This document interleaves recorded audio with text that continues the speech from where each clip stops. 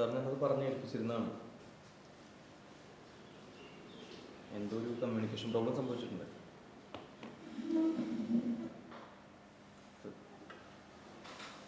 നാളെ രാവിലെ എത്തിക്കാം.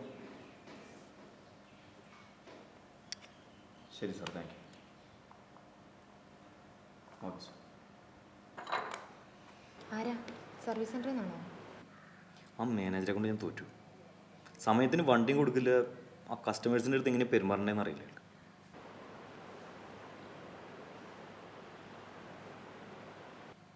നീ എന്താ ആലോചിക്കുന്നത്? നീ ഹോസ്പിറ്റലിൽ വെച്ചാരാ കണ്ടെന്നറിയോ? നീമ്പോളി ആയിരിക്കും. അല്ല, ദുൽഖർ സൽമാൻ ആയിരിക്കും. എൻ്റെ പെങ്ങളും അവരുടെ ഹസ്ബൻഡും വന്നായിരുന്നു. എന്തിന്? ഒരു ചെക്കപ്പ് ഉണ്ടായിരുന്നു.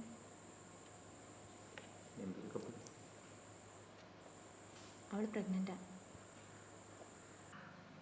ഓ, അതുകൊണ്ട് അതിനെന്താ, നമ്മൾ നീ പ്രഗ്നൻ്റ് ആയ ഒരു സന്ദർഭം ഇവിടെ ഉണ്ടായിരുന്നില്ലേ? അവരാരും ഇങ്ങോട്ട് കണ്ടില്ലല്ലോ. എന്നെ അമ്മയും പെങ്ങളും വിളിക്കാറുണ്ടായിരുന്നു. കല്യാണം കഴിഞ്ഞിട്ട് ഇത്രയും വർഷമായില്ലേ? നിൻ്റെ അച്ഛൻ ഒരു തവണയെങ്കിലും ഇങ്ങോട്ട് വിളിച്ചിട്ടുണ്ടോ?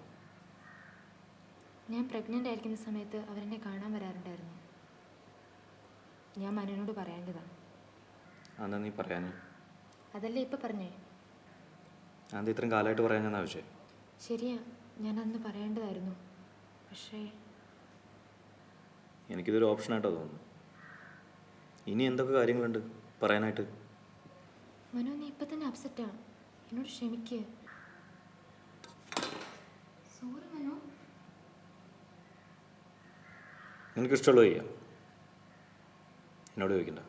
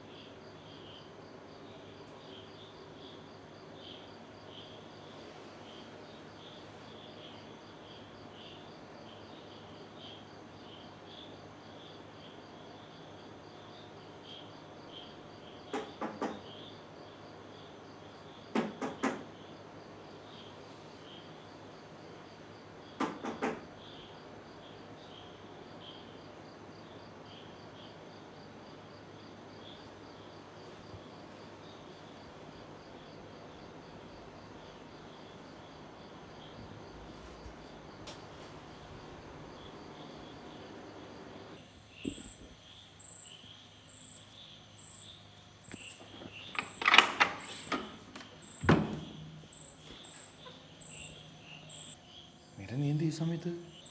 ഞാനിങ്ങോട്ട് പോന്നു. എനിക്കിതല്ലാതെ വേറെ ഓപ്ഷനില്ല.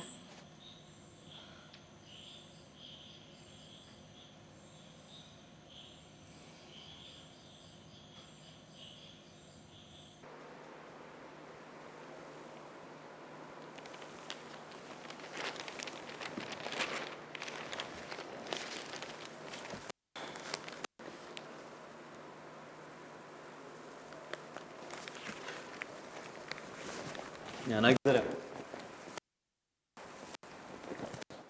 നീ എന്തിനങ്ങനെ ദേഷ്യപ്പെടുന്നതിന് മാത്രം എന്താണ്ടായേ?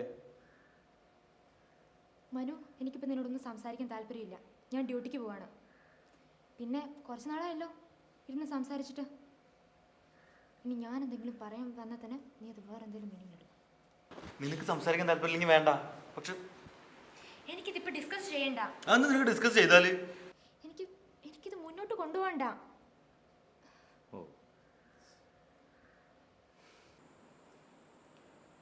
മീര, നീ നിന്നെക്കുറിച്ച് മാത്രം ആലോചിക്കുന്നുണ്ട്. ഇവിടെ ഒരു മോള് വളർന്നു വരുന്നുണ്ട്. അവളെക്കുറിച്ച് ആലോചിച്ചുകൊണ്ട് തന്നെ ഞാനിത് പറയുന്നേ. നീ അവളെ കുറിച്ച് ഒന്നും ആലോചിക്കുന്നില്ല. ഉണ്ട്. ഇങ്ങനൊരു വീട്ടിലാണോ അവൾ വളർന്നു വരണ്ടേ? അതാ ഞാൻ പറഞ്ഞത്, നമുക്ക് സെപ്പറേറ്റ് ആവാന്ന്. മീര, ഞാൻ മോശമായിട്ട് പെരുമാറിയിട്ടുണ്ട്. സോറി. എനിക്ക് വയ്യ മനു. ഞാൻ ഒരുപാട് വഴക്കിട്ടിട്ടുണ്ട്. പക്ഷെ അതൊക്കെ നമ്മുടെ ഫാമിലി നിലനിൽക്കാൻ വേണ്ടിയിട്ടാണ്. നീ എന്താ അത് മനസ്സിലാക്കാത്തത്? അല്ല, നീ പറ, ഞാൻ എന്താ ചെയ്യണ്ടേ? എനിക്കറിയില്ല എന്താ ചെയ്യേണ്ടതെന്ന്. നമ്മൾ ഒരിക്കലും ഒരുമിച്ചായിരുന്നില്ല മനസ്സുകൊണ്ട്. ഇനി ഒരിക്കലും അടുക്കുകയില്ല. അങ്ങനെയായിരുന്നു നമ്മൾ ഇത്രയും കാലം. ഇനി അങ്ങനെ തന്നെ ആയിരിക്കും. ഞാൻ തീരുമാനിച്ചു കഴിഞ്ഞു. മീര,